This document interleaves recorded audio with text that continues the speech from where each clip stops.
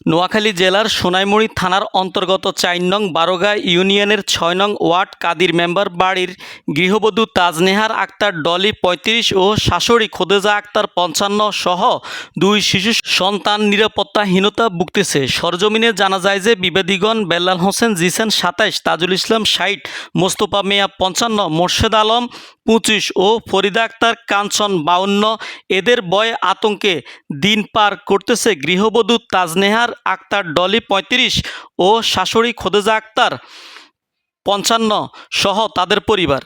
দীর্ঘদিন ধরে জায়গা জমি সংক্রান্ত বিরোধের জেরে এলাকা বহিরাগতদের নিয়ে প্রতিনিয়ত মোপ করার চেষ্টা করে আসছে বিবাদীগণ।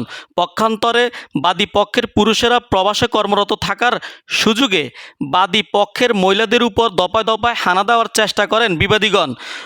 জায়গা জমি সংক্রান্ত মামলা কোর্টে চলমান থাকলেও বিবাদীগণ আইনের তোয়াক্কা না করে সোমবার বিকেল ৫ ঘটিকার সময় দেশীয় অস্ত্রশস্ত্র নিয়ে বিবাদীগণ এই ২ নারীর উপর হামলা চালানোর চেষ্টা করে। নোয়াখালী জেলা দায়রা জজ কোর্টের এডিশনাল পিপি ও বাদীপক্ষের আইনজীবী অ্যাডভোকেট মাহমুদুল হাসান শাকিল বিবাদীগণ এলাকায় জোরপূর্বক প্রকৃতির টাইপের লোক বলে তিনি জানান। তারা কথায় কথায় বহিরাগতদের নিয়ে এসে এলাকায় মব করার সৃষ্টি করে। এই বিষয়ে সোনাইমুড়ি থানায় কয়েকবার সালিশ আকারে বসলেও বিবাদীগণ টাকা পয়সা দিয়ে সালিশদারদেরকে ম্যানেজ করে ফেলেন।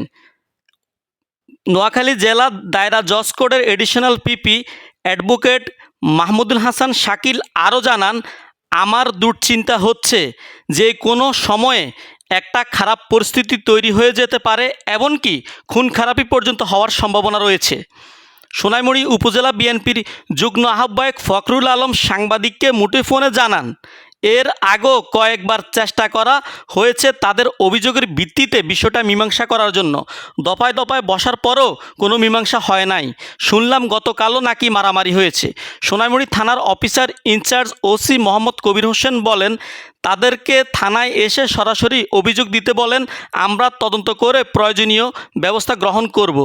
উল্লেখ্য, এই সংক্রান্ত আগেও একাধিকবার অভিযোগ ও জিডি করা হয়েছে নিকটস্থ থানায়, যাহার জিডি নং ১২৩২/২৫।